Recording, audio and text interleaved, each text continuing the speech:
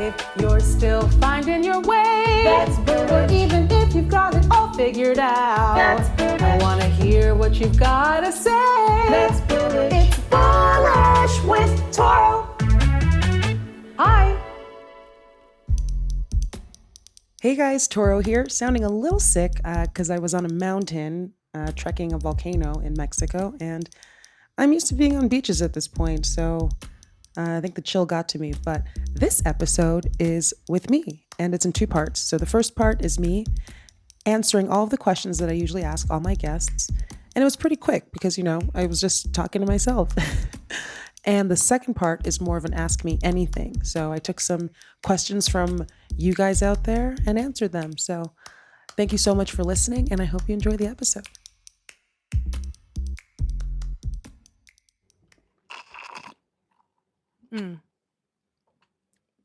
Very good smoothie.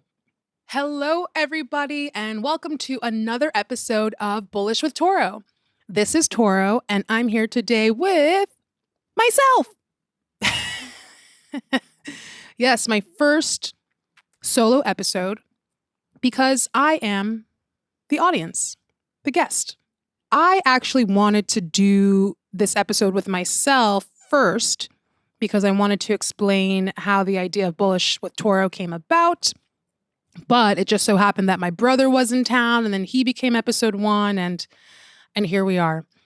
I am speaking to you from Barbados, Christchurch, Oistins, Barbados. Oistins, very famous for its Friday fish fries, which is a time for all of these different stalls to sell their fish. They cook the fish, they're frying their fish. You come by it, there's music, there's rum, there's laughter, there's fun. So my time on this island is winding down. I leave in a week, but I will be back. I think I'll actually be back in November. But before we talk about all of that and what I've been up to, let's torture myself the way I torture all the other guests with a warm-up. I'm going to do mountain climbers because then I can just keep the mic down while I shout questions. So here we go.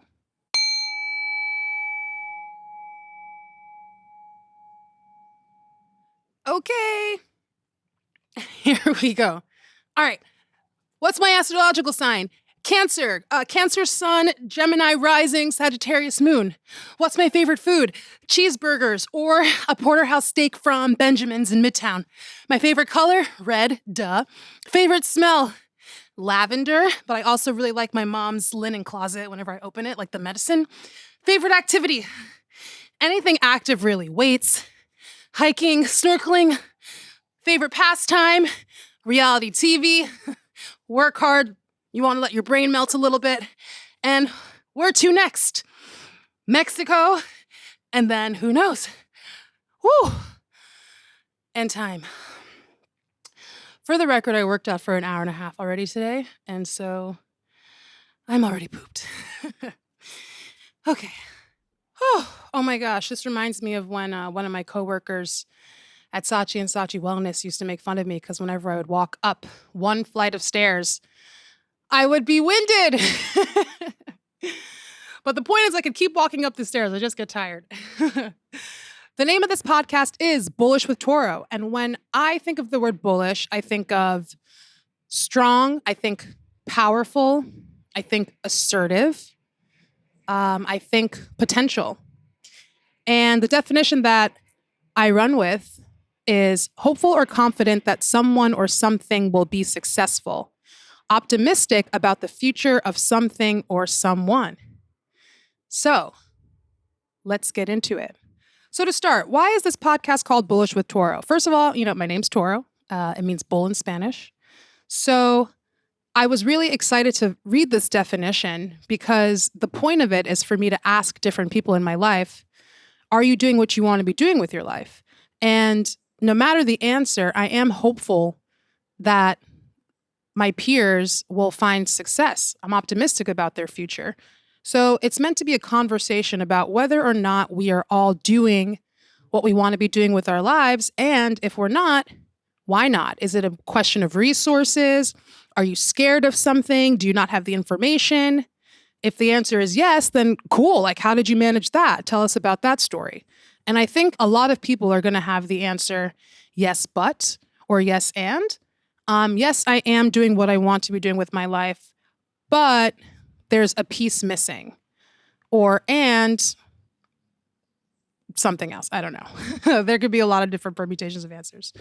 So, April 2020, we're a couple of weeks into the pandemic. And I mean, I'm going stir crazy. Do you remember, guys? Like that 2020 was awful.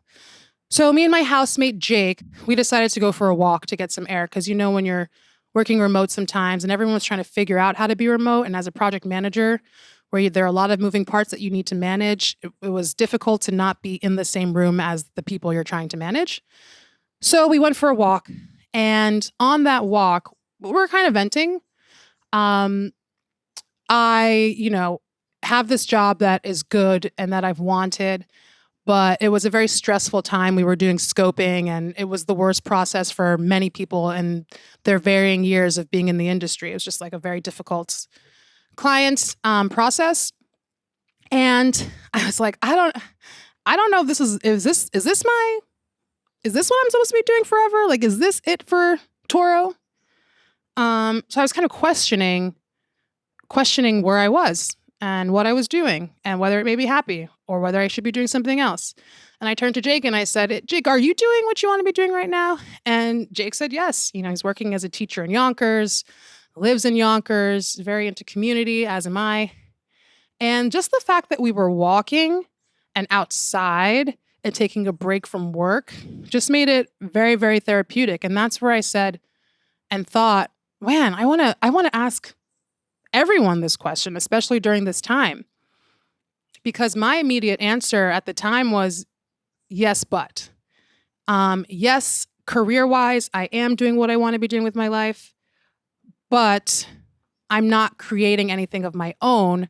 I'm facilitating everyone else's creativity. I work in an advertising agency. And so by making this podcast, by, working on the logo, by getting the music, the lyrics for the what do you call it? The beginning? Intro music, theme music, the lyrics and singing that and editing that and having my boy Eric Dietz put together the music, which is so catchy, and editing it with my friend David Ray, and it was super fun and collaborative. And the nice thing about it was that it was all on my own time. All on my own time, which is important. And which is why this episode is coming so, I put in air quotes right here, late. I was trying to keep up a cadence of doing an episode once a month. But, I'm out here in Barbados living my best life. And so to stop to do a podcast episode, I took a little break. But I'm here. So happy to be talking to everybody and sharing this journey that I've been on. So let me take it back to the questions that I ask everybody. What kind of a kid were you? So the kind of kid that I was social. I probably had maybe 2 very concrete friend groups, but was friends with many others. I was definitely a chubby kid, ate a lot of candy. Definitely had seconds and thirds of dinner all the time.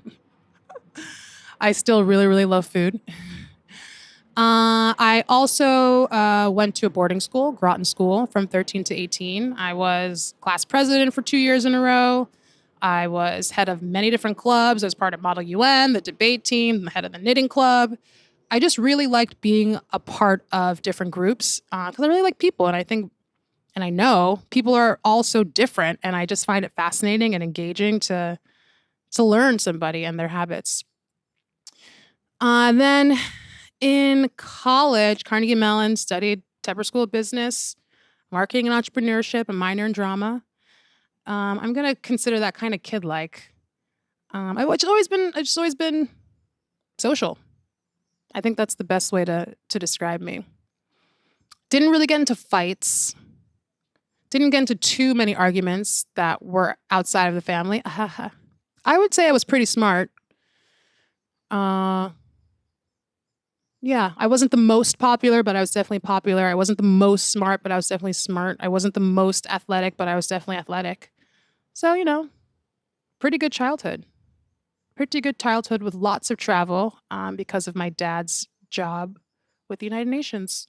We were always holidaying because he often lived outside of the US in Ethiopia, actually. And I used to have Ethiopian residency back in the day because I would travel there each summer in between boarding school. So yeah, social, international, chubby, smart, athletic, popular kid. And where am I now? Like I mentioned, I'm in Barbados. It is a sunny day. There are some clouds that are looming over as if it's going to rain. It's hurricane season out here. Barbados has been a trip, y'all. I got here in December and I was going to leave in April, then I was going to leave in June, and then I pushed it out to September because, I have my laptop here and I was thinking, why return? Why return to my mother's lower level? Because I moved home during the pandemic, which was pretty fun to have 5 out of 6 family members in the same house again. Made a lot of friends here. The lockdown, well, let me start that back. In February, there was a lockdown where you had to be on your property from, I think you had to be on your property from 9 a.m. to 7 p.m., which is wild to even think about. Right now, we have a curfew of 11 p.m. You're allowed to be on the beach from 6 a.m. to 9 a.m. every day for a salt bath. This is an island culture, so the government acknowledges that and didn't say you can't go to the beach because that would be unhealthy for many people. So then March, the lockdown kind of lightened up, went outside, made a lot of great friends in Black Expats group, which is Black Expats. It's a community where, if you have any questions or gatherings you want to share, it's a WhatsApp group where you can make friends that way. And in April, there was a volcanic eruption on the island of St. Vincent. 115 miles away, the ash fall. The ash fall reached us. There were inches and inches of ash everywhere. Hard to breathe outside, got in your eyes. That was a challenge. Then we had a hurricane come by us. So there was a little bit of flooding, some power outages around the island. Dengue was out here too, but that was before me. But we've just been hit with a lot out here, and I say we because at this point I feel like, and some of the locals would tell you that I am a Bajan. I's a Bajan. All right, recognize. Yeah, it's been amazing. I'm half Jamaican, half Nigerian, and so there is Caribbean in me, and I'm loving it out here. So out here, what I'm doing is working as an assistant director of project management at McCann Health. I also am now a product lead of a startup called Glancy. Shouts to Ellery for bringing me on board. Glancy is a messaging app, which, it's making the way that we communicate with each other more personal. So what it does, it's blurring the lines between asynchronous and synchronous communication. Synchronous being, you're on FaceTime, talking to someone directly. You're on the phone, talking to them in real time. Async being, a text message that you send and eventually it'll be received and responded to. So check that out, install.glancy.io for iPhone only right now. We are fundraising with venture capitalists. And besides that, working out and thinking about podcasting, which I'm so glad to be doing again. The main question of, am I doing what I want to be doing with my life? Yes. Yeah, there's no yes and or yes but. It's yes. I have always wanted to work remotely. Travel has always been a big part of my life. I actually haven't counted, but I think I've been to at least 30 countries. I took a 7-month sabbatical in between Saatchi and McCann to travel. I went to Italy. I went to Amsterdam, Germany, Austria, Switzerland, France, Italy, Greece. Did I say France twice? That's fine. I backpacked Southeast Asia for a month, Thailand, Cambodia. It's fantastic.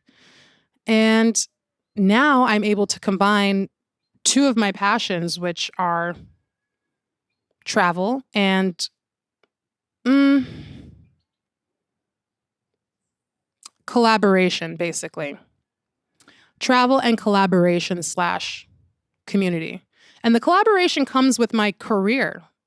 My career will always have to involve me interacting with other people because in general, I do that well. Even as a fitness instructor, which I can't even claim to be anymore since I haven't taught a class since March 2020. Wow. Wow. And I did some body pump today and it was very it was nice. It was like a nice memory.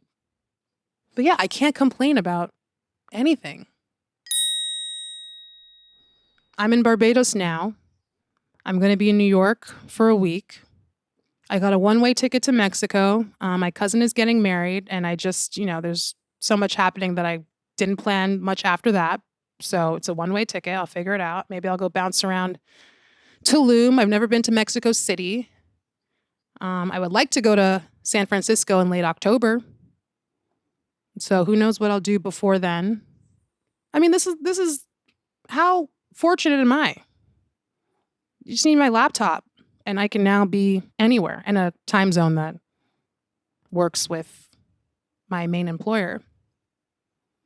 Getting to work on this startup, I've always said that I just need a good idea and I can help execute on it. And then this past April, Glancy comes about. And I'm really excited about this project because since we have been so isolated, we are starting to open up. And, you weren't able to see your friends as much as you'd like to. And coordinating like a big old Zoom call, it could be daunting and just not work with everyone's schedules. And so Glancy really makes it easy to have FaceTime with your friends on everyone's time, on your time, on their time.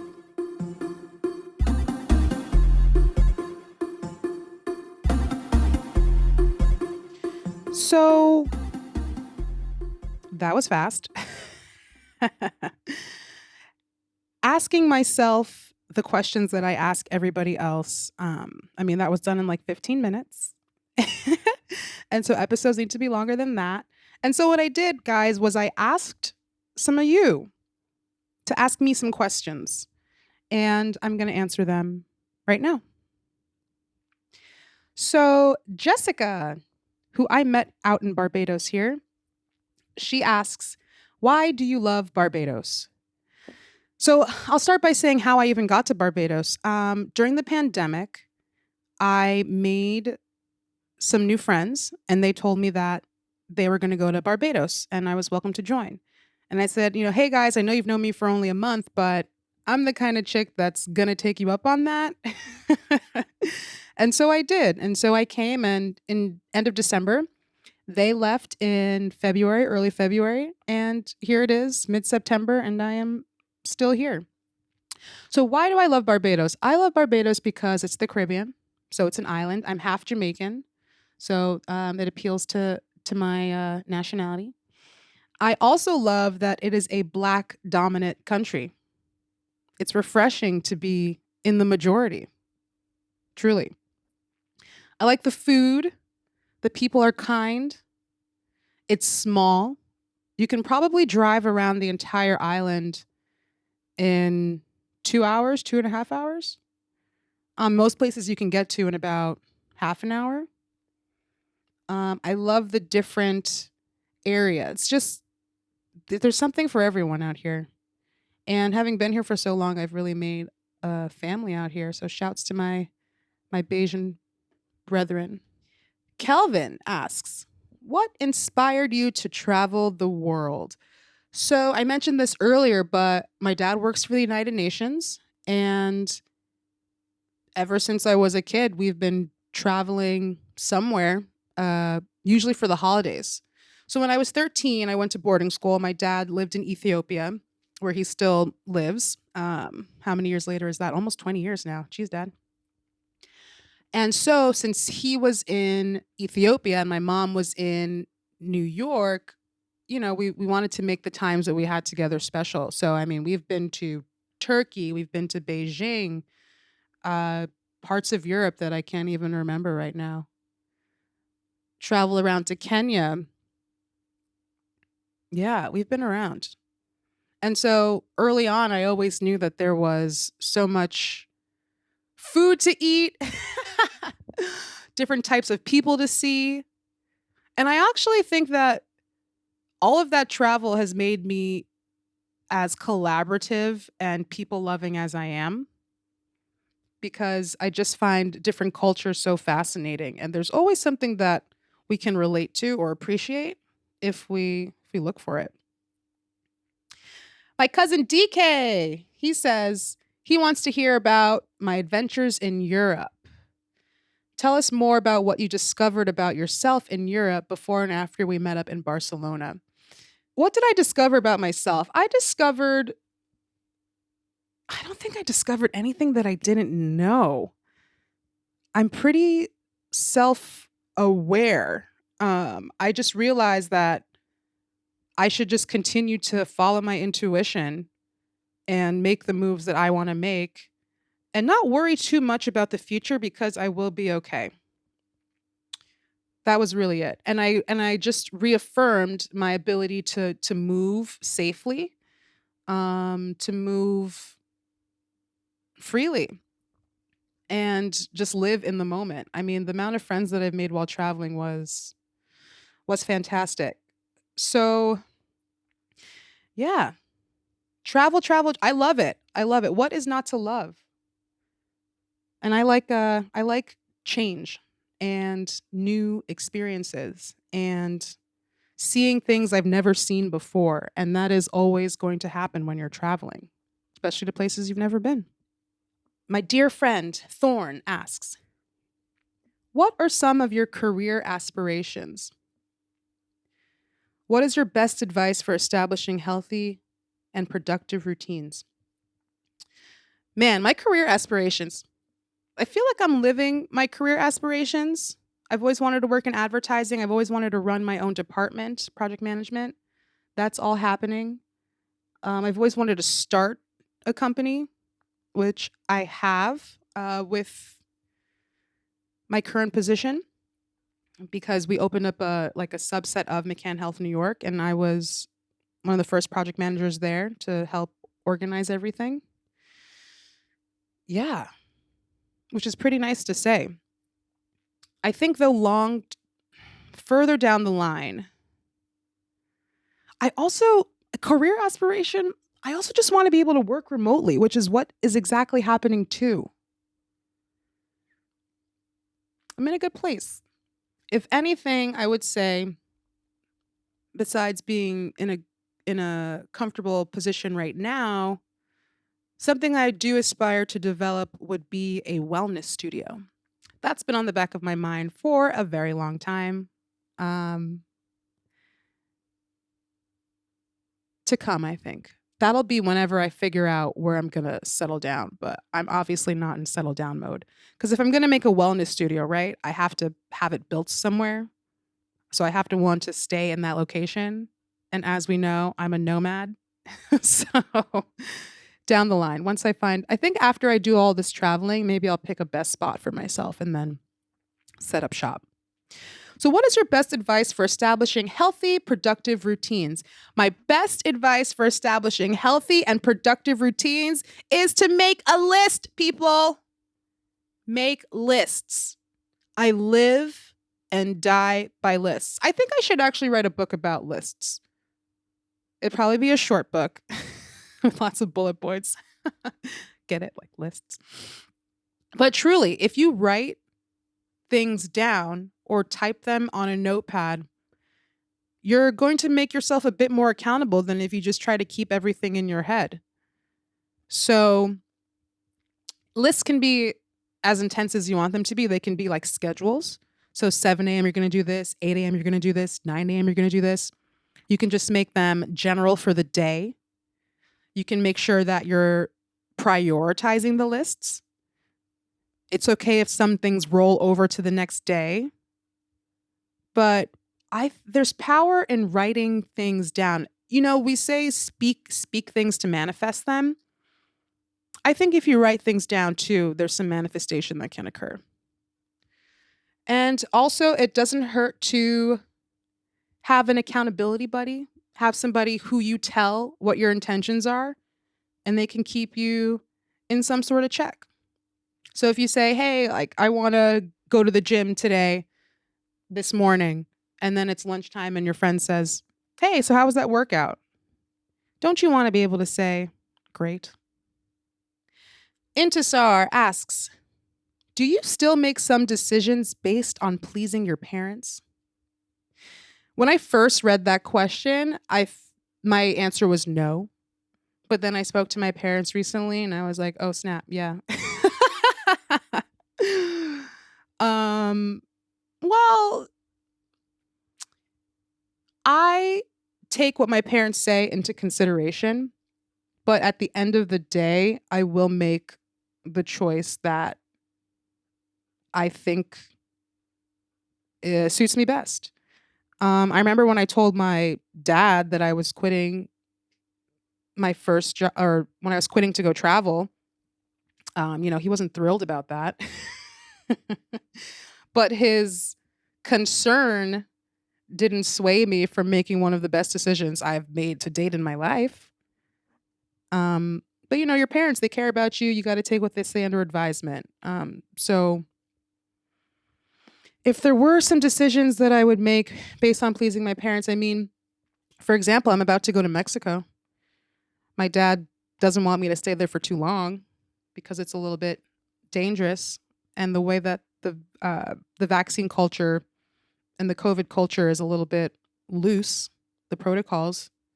So yeah, I mean, I was planning on staying there for quite some time, but I probably will not. This is going to be a little morbid, but I can't, I don't want to picture my funeral, and to have my dad be there just so disappointed. I can't do it. So that's kind of like a driving force when it comes to decision making. I don't want to disappoint my parents. No, they put too much in me for me to be a complete asshole. Indisar also asks, do you feel your professional work is making a change in the world and will be beneficial for your afterlife? Ooh, girl, you would. Oh my gosh. My professional work is making a change for the world. I mean, I work in pharmaceutical advertising, so we are helping sick people feel better by way of, treatment. So I'd like to say yes. People have a stigma against big pharma. I won't go into, the specifics there or debate that, but high level, that is the purpose. I still self-identify as a fitness instructor, even though I haven't taught class forever. So I think that does make a difference in the world because, after each class, after each class, you're a better person. And if you carry that energy into the world, it is transferable and positive. And I think that benefits society. People need to exercise. Exercise. It's important to take care of your body because you don't want it to break down on you earlier than it should naturally. So that work I do feel is making a change. And I think that'll be beneficial for my afterlife, for sure. And then there's also this startup that I'm working on, Glancy, which is a better way to connect with people you care about. And I think that also is, I don't think it's making a change in the world per se, but I think it's making a change for individuals. And sometimes that's the best place to start. Steven asks, what's your favorite exercise? And what kind of physical self-care do you partake in when it's a struggle to get yourself to work out? So my favorite exercise,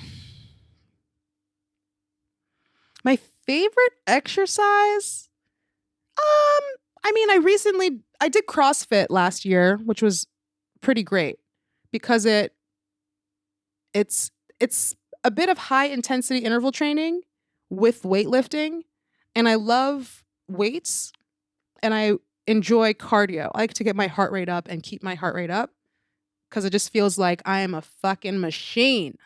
Like I am running on all cylinders, and I like that feeling because it gives me life. It really does. If you're out there thinking exercise is awful, I always feel like trash. After I do it, I say just keep at it because at some point it'll start to feel good. If you don't feel good while exercising, it probably means that your body isn't used to it. So you just need to set a routine until it becomes enjoyable. Like you're literally bettering your body. You're making it stronger. So, I mean, what I say in my classes is if it was easy, everybody would do it. So stop looking to take the easy way out. Like this isn't something you can just do for a week and then you lose 10 pounds. You have to make it a part of your lifestyle to be healthy. And the long-term benefits are worth it. So what exercise would I do when it's hard for me to want to work out? I would say weightlifting. And I say weightlifting because a lot of people are afraid of cardio. And sometimes I don't really just want to do cardio. I just want to like pump basically. And so weightlifting is something that it's low impact depending on what you're doing, but it can be low impact. And you just do a couple of motions with a weight that's appropriate, wait a little bit, pick up some more weights, do 3 sets. But the fact that it's like you work for a bit, you chill, you work for a bit, you chill. That's the kind of exercise that I'll do if I like don't really want to work out. I'm not going to do like burpees if I'm not trying to work out because I'm not trying to do that stuff. I'm trying to chill. So yeah, pick up some weights.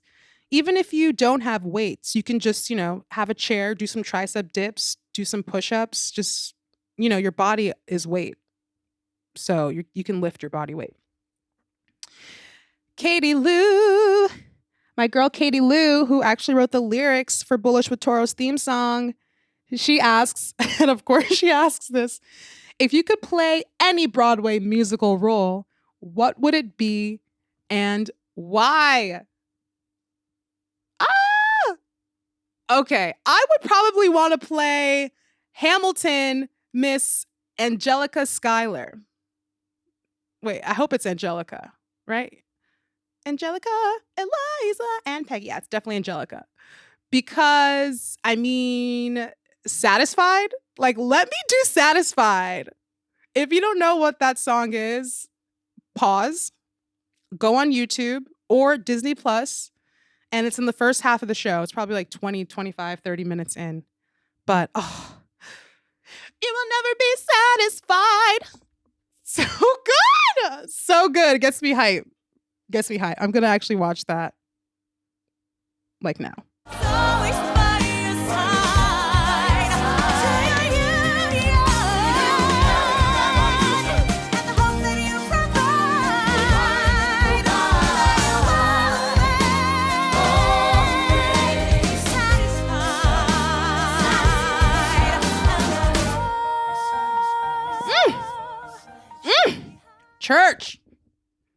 Church.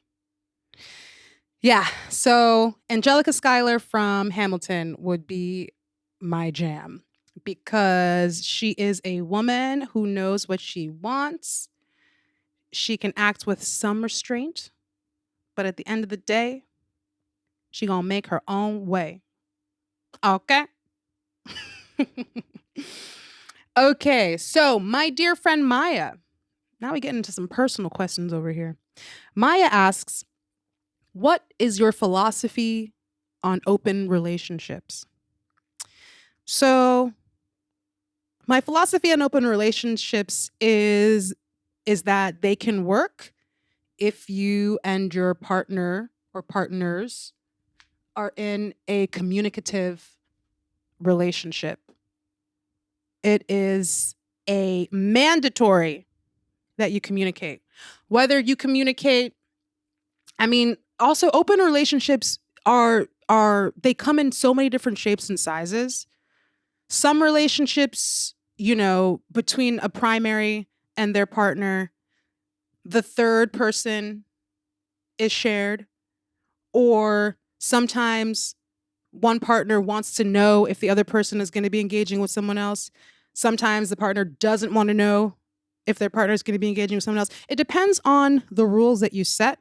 But in general, as somebody who had a 7-year open relationship, I think they're great. I think that I don't like to feel restricted in general. Clearly somebody who likes to follow their intuition, do what they want to do. And so that sentiment falls into relationships as well. So I think as long as there is commitment, open relationships can work. Do them, have fun, live your life. Do what you want to do. So if that's something you want to explore, then I would say have the conversation with your partner. But I think they're great. It's like having your cake and eating it too. Ding. Maya also asks, where does your confidence stem from? I think it could be probably my upbringing. I have a pretty unique upbringing. Definitely a world traveler, so seeing a lot of different people and just moving through the world in various capacities in very different environments. Also having gone to boarding school at 13, that had me, having to figure out who I was pretty early on because you're surrounded by a bunch of developing people, teenagers, kids, man. Kids are assholes. So, that was a little bit of a challenge.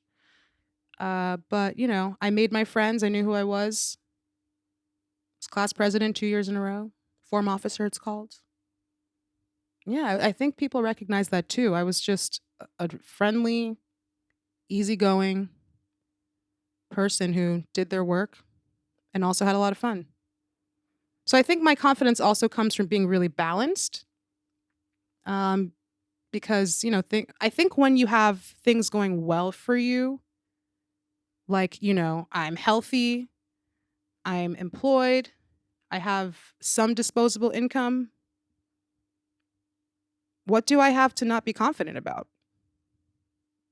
Maya also asks, what is your favorite thing about yourself? And it is the fact that I know myself. I know what irritates me. I know what brings me joy. I know when I need to remove myself from a situation. I am infamous for an Irish exit. I will leave a party without letting you know because I'm just done. I will take a nap at a party because I'm tired and I want to still be there, but I just need a minute. My oldest friends can tell you I used to sleep at my own parties. I'd be like, hey guys, just, lock the door when you're done. I'm just going to go to bed. I really do love that about myself. And I ask you guys, what is your favorite part about yourself? What do you love about yourself? Maya also asks, what is something you've always wanted to accomplish but haven't or couldn't? And, I've had variations of this question that I've already answered, but I want to answer this in a different way. Something that I've always wanted to understand, but I still can't understand yet, is why did I get kicked out of boarding school? Do y'all know that? Did y'all know I got kicked out of boarding school in like the last week over some bullshit? Long story short, this is what I used to say. I used to say that I took the headmaster's car for a joyride. But what had really happened was I was a prefect for a girl who left the school, and she used to let me use her laundry service bag. I used to have the service, but I decided to not have it that year. And when I had it, you prepaid for the year. But this person's service was, you pay as you go. I didn't know that. I thought I could just keep using the laundry bag. So a teacher came to my class or my room and said, "Do you have this bag?" And I said, "Yeah, it's right there." And that was about it. She just looked around and said, "Okay," and left. Next thing you know, I'm getting sent to the disciplinary committee upon which I used to serve, but they had to replace me because I was getting DC'd, which was interesting. And long story short, I got kicked out of school for using someone's laundry bag. And when her name was Rachel, when Rachel said, she told them that, the bag it's fine. Like, forget it. We just didn't know why we were getting charged. It's not a big deal. Like, we gave the bag to her. She kept using it. Like, whatever. It's $180. My dad paid it. Like, no big deal. For some reason, I still got kicked out of school when there were people who, lied about attending service. One guy hit a chick with a stick and made her bleed. There was so much shit that went down. There were kids that got kicked out of school for statutory rape. And here I was, a person who was class officer for 2 years, head of multiple clubs, a fine student, not like a miscreant. Never had been DC'd before. I don't know. Was it because I was Black? I don't know. But I'll tell you, these other folks didn't get kicked out or anything as severe as I did for using a laundry bag. I still don't get why that happened, but that headmaster is no longer there, and I'm sure nobody's mad about that. Actually, I know that. But anyway. Yeah. Your girl got kicked out of school. Not a good thing. Parents were like, "What the fuck?" And I was like, "Yo, I don't know. This is some bullshit." But, I think success is your greatest revenge. And look at me living my motherfucking best life. So take that, RC. Some of y'all know who that is. Last question here. Gray asks, when choosing a partner, what's your biggest red flag that would make you consider otherwise? Biggest red flag when choosing a partner for me is somebody who doesn't have ambition. Somebody who is just incredibly comfortable where they are and they're good. Yeah. Because I can't listen. It's okay to have periods of stability, and what I mean by stability is periods of just enjoying where you are. However, I need a partner that has vision. If you're working at the best of the best, that's great. What's next? # where to next. That's about it. Because I am someone who is ambitious and I'm always looking to better myself physically, spiritually, mentally. And so I want to make sure that my partner has those qualities too. Because at the end of the day, I'm going to want to grow with this individual. And so maybe our vision will grow and align towards each other.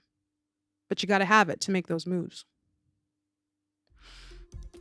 Well, guys, my time in Barbados is over. I actually leave today. So I'm glad that I got this episode in. The reason I made the podcast, like I said in the upfront, is because I wanted to create something for myself. And, there's some time that's happened in between these episodes, but that's because I've just been living.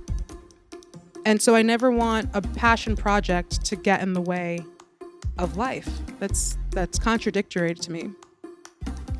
And so I'm glad to be winding down in this way before I head to New York, before I head to Mexico for my cousin's wedding. The whole family, it's about to go down. I'll stay in Mexico for some amount of time. And then we'll see. It's been a pleasure to talk like this. Thanks to everybody who sent a question. That was really fun. And I will see you guys somewhere on the globe. It's Bullish with Toro. Bye.